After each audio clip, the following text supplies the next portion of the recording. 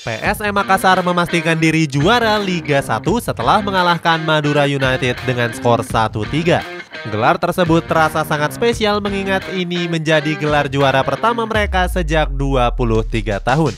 Hebatnya lagi, skuad Juku Eja bisa juara walaupun diterpa oleh berbagai masalah.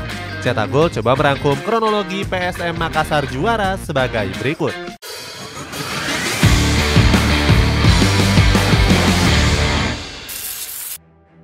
Revolusi besar-besaran. Musim 2021-2022 menjadi musim terburuk bagi PSM Makassar. Pasalnya pada musim tersebut skuad Juku Eja hampir dipastikan degradasi setelah cuma mampu finish di peringkat 14 saja. Saat itu skuad yang masih diasuh oleh Jupgal ini cuma terpaut 2 poin dari Persipura Jayapura yang dipastikan degradasi.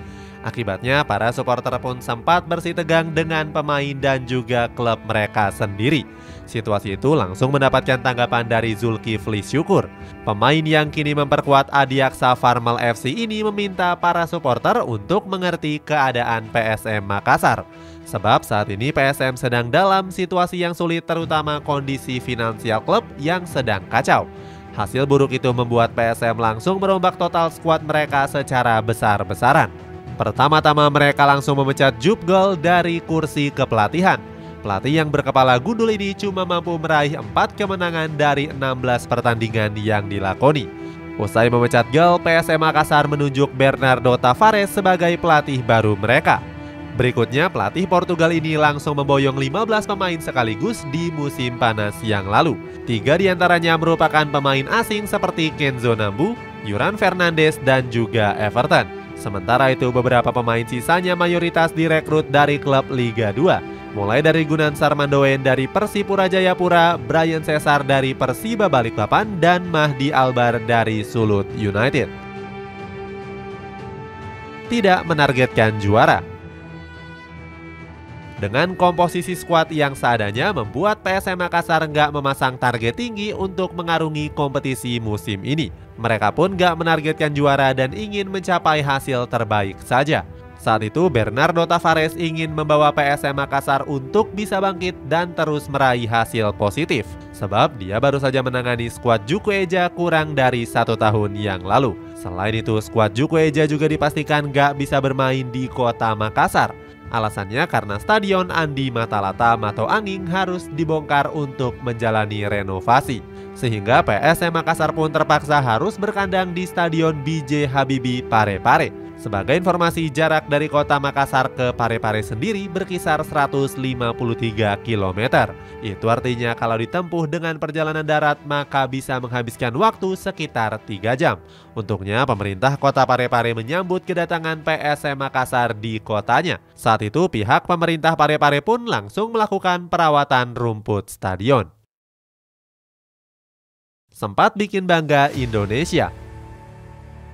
Skuad Juku Eja sempat membanggakan Indonesia dengan mampu melaju ke partai semifinal AFC Cup zona ASEAN. Sayangnya di laga kontra Kuala Lumpur FC mereka berhasil dicukur habis dengan skor telak 5-2. Meskipun gagal, Bernardo Tavares mengaku bangga dengan perjuangan keras para pemainnya. Dia bilang kalau pencapaian itu sudah cukup membanggakan Indonesia di pentas internasional. Sebab PSM jadi tim Indonesia pertama yang mampu mencapai partai final tersebut. Tetapi pencapaian ini juga membuat PSM menjadi tim dengan jumlah main terbanyak dibandingkan tim Liga 1 lainnya.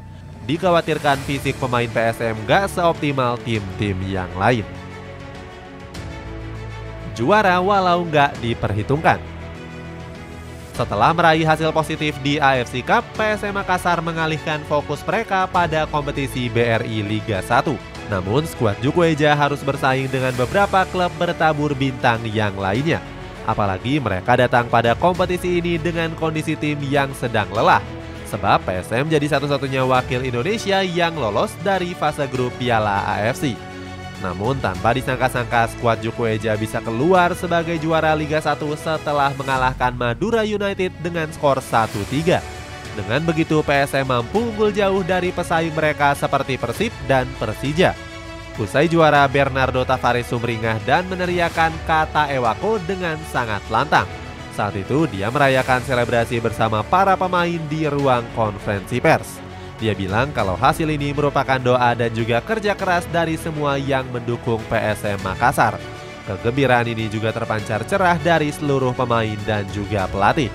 Apalagi skuad Jukueja beberapa kali menghadapi masalah yang rumit. Salah satu masalah tersebut datang setelah William Pluim mendapatkan sanksi pelanggaran 5 pertandingan oleh komite disiplin. Pluim mendapatkan sanksi pelarangan 5 pertandingan karena mendapatkan kartu merah di laga kontra Persik Kediri. Saat itu wasit yang memimpin pertandingan menganggap kalau Pluim telah berkata kasar. Namun Munafri Arifuddin selaku direktur PSM Makassar menyebut kalau wasit Zetman Pangaribuan terprovokasi oleh Pluim. Dia menyebut kalau Pluim bukan menghina tapi hanya kesal dan berargumen dengan bahasa Inggris. Usai dipastikan juara, berbagai ucapan selamat pun mengalir dari sejumlah kalangan, termasuk dari Denny Pomanto yang mengaku bangga dengan pencapaian tersebut. Sebagai bentuk apresiasi, Wali Kota Makassar itu akan memberikan bonus yang besar. Itulah ulasan kronologi PSM Makassar yang mengakhiri puasa gelarnya selama 23 tahun. Bagaimana pendapatmu? Coba tulis di kolom komentar di bawah ini.